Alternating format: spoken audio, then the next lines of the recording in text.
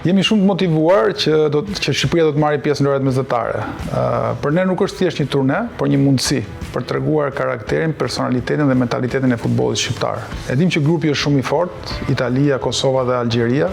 I respektojmë shumë të skuadra, por thjesht do shkojmë atje jo thjesht për të qenë pjesëmarrës, por për të konkuruar ato. Objektivi jonë është që të kualifikohemi.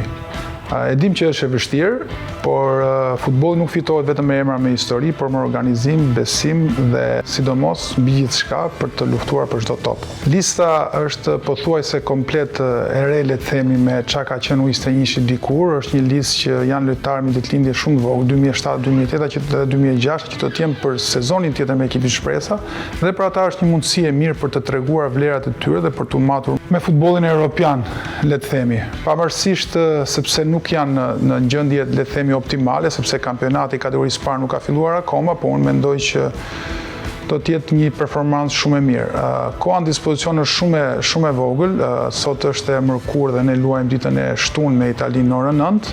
Do të mundohemi edhe ne si staf për të dhënë ide dhe strategji tona se si do të luajmë kundra Italisë. Për ne, çdo ndeshje do të jetë si një finale, duam të jemi shumë dinjitoz në performancën tonë dhe kemi shumë dëshirë që ta fitojmë këtë turne.